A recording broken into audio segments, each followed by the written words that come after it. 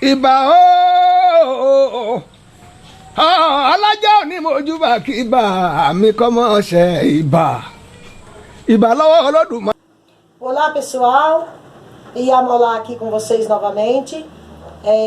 Hoje o tema vai ser o tema sobre Iauô no Brasil e Iauô no culto tradicional iorubá em África. Então vamos falar um pouquinho sobre isso, né, sobre essa diferença que está aqui no afro-brasileiro e no culto tradicional africano. Então vamos lá, pessoal. Eu vou falar a palavra Iauô, o significado desta palavra. Iauô. Iauô, se eu sou casada com um africano, os africanos vão me chamar de Iauô. Se eu sou noiva de um africano, eles vão me chamar de Iauô. Se eu sou namorada de um africano, eles vão me chamar de Iauô.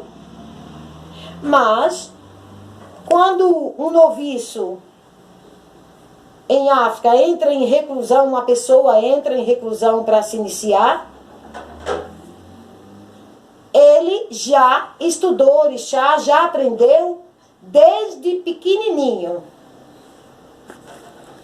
Creio eu não estou bem certa disso, se é entre 3 anos ou 4 anos que ele começa a aprender o orixá. Quando uma criança faz parte de uma comunidade, exemplo, na micro-religião em Oió, né, tem a comunidade de Xangô, a comunidade de Oxum, a comunidade de Emonjá, a comunidade de Exu, de Ogum, e assim sucessivamente com cada comunidade de cada orixá.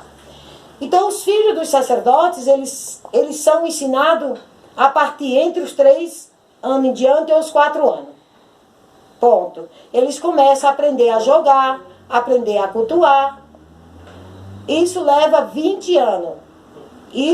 Essa informação eu estou passando com fonte certa.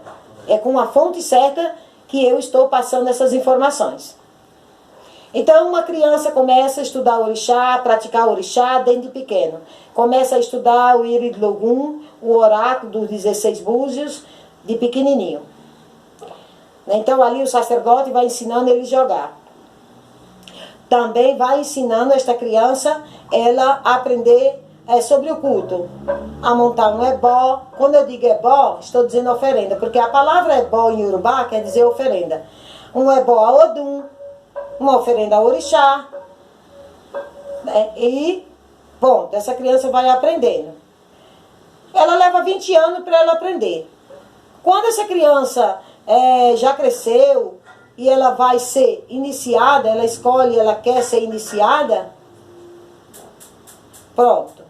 Ela entra em 17 dias de reclusão em Oió, porque em Oió não existe obrigação de 3 dias, não existe nada de 3 dias.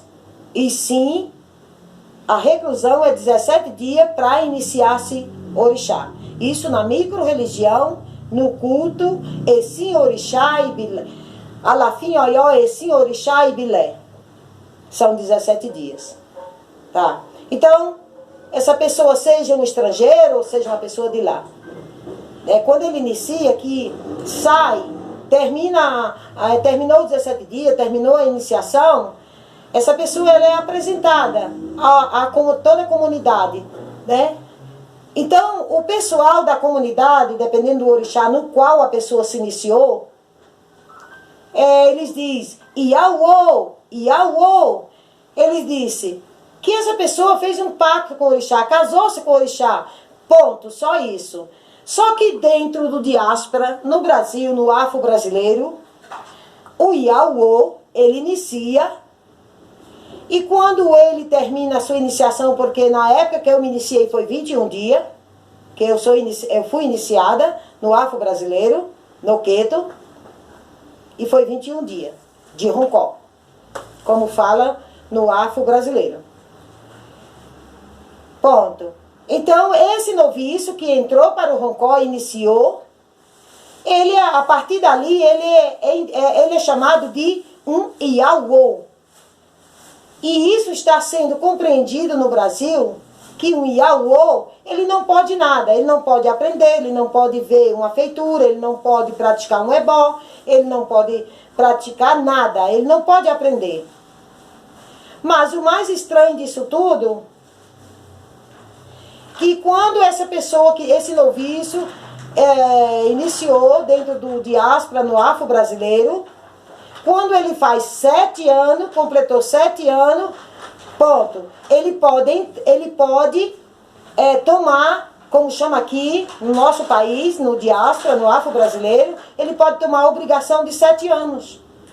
Mas agora eu pergunto a mim mesmo, como aconteceu comigo no passado. Por isso que quando eu comecei a estudar o culto africano, eu mergulhei para o culto africano por via disso. Por quê? Eu também tomei ADK. Então, essa pessoa, ela não pôde aprender durante os seus 7 anos, durante o tempo de Iaô no Brasil. Ressaltando novamente, o Iaô no Brasil, ele não pode nada. Ele não pode nada. Mas ele pode tomar o ADK, a obrigação de 7 anos, e após essa obrigação de 7 anos, ele pode abrir uma casa. Agora, eu me pergunto, como que um noviço que iniciou, ficou 7 anos sem poder aprender nada, sem poder ver outra iniciação dentro do afro-brasileiro, dentro do Roncó, sem poder ver fundamentos e nem participar de nada. Ele só pode participar da pia e do chão. Limpar o chão, pelar galinha, passar a noite acordado, né? E ralar, como diz dentro do candomblé, e ainda com uma saia de ração, né? Ainda tem a tal saia chamada saia de ração, como todos nós sabemos que aqui no Brasil é dessa forma. Então o Iaô, ele coloca a saia de ração para trabalhar. Então a feitura está acontecendo lá para dentro, como diz aqui no diáspora, a feitura de santo está acontecendo, os ebós, que é as oferendas, as coisas que tem para fazer, a montagem do Ibá, orixá. Mas ele não pode participar de nada disso. Ele só pode limpar o chão, varrer a casa, lavar a louça, pelar a galinha, tirar os axés, como faz no Brasil, né, que é onde tira os pés das galinhas, as cabeças, tudo, cozinha, bota dentro de uma vasilha para levar o pé do orixá. Mas ele não pode também levar até o pé do orixá, ele só pode trabalhar, né? Então, isso é muito complicado. Muito complicado. Então, eu me pergunto, esse noviço que passou 7 anos, esperando os seus 7 anos, fazer 7 anos para tomar o seu ADK, que hoje muitos estão falando oiê, que na África a palavra certa é oiê, mas não dessa forma que está no diáspora. Aí quando chegou 7 anos, pronto, ele se arruma, aí ele vai labutar, né, para conseguir o dinheirinho, para que ele possa tomar seu ADK. Então ele recebe no seu ADK uma peneira de búzios.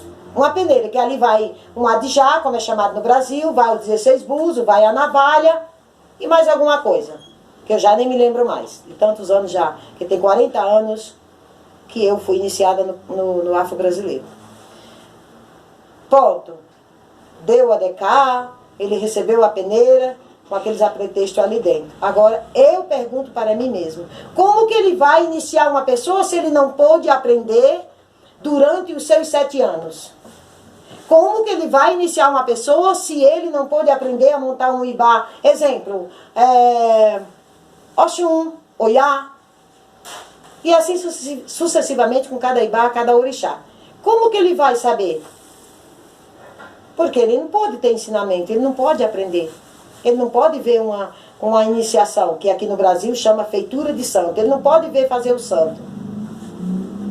Como que ele vai abrir uma casa? Ele vai sair de um ADK, ele toma um ADK, recebe um ADK sem estrutura.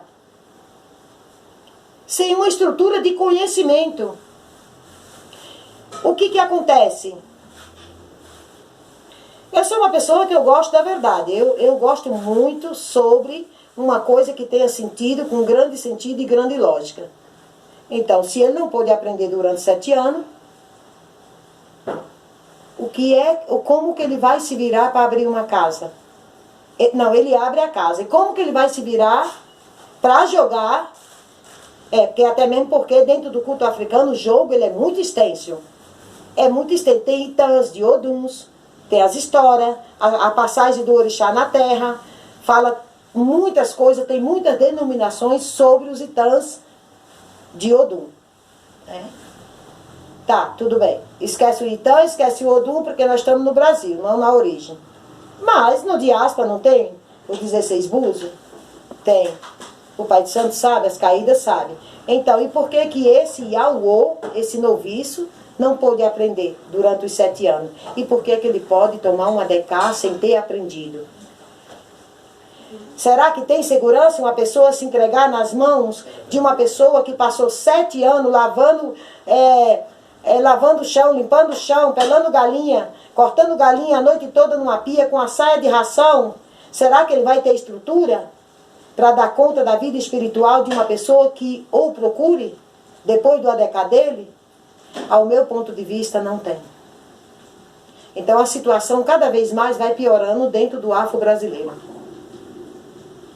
Porque Ori, ele é muito poderoso. Ori, ele é sagrado. Ori come, orixá fica a olhar. Ori não é Ibá de orixá. Ori, ele é o guardião da nossa sorte. Ori, ele é a base da nossa vida, no sentido saúde, felicidade, prosperidade, caminho e vida com estabilidade, passo a passo. E aí eu torno a me perguntar, como que um Iauô, como é no Brasil, como é encarado dessa forma, que Iauô não pode nada, não pode aprender, não pode ver uma feitura, não pode participar, não aprende a jogar, mas recebe uma peneira com todos a pretexto. Pronto, a partir dali ele será um ebome, como é no afro-brasileiro, ele é um ebome. Pronto, ali ele já pode tudo, mas como? Para mim, não tem como ele abrir uma casa se ele não aprendeu. E é isso, pessoal. Então, que o Olodumaré abençoe o nosso Ori, a cada Ori nosso, que o Olodumaré nos apoie, o nosso Ori, com saúde e vida longa, paz e felicidade, prosperidade e sabedoria. E obrigada a todos aqueles. E curta o meu vídeo aí, por favor. Ajuda o canal a crescer aí. Obrigada. Ia querer boiaminho, ia querer burro.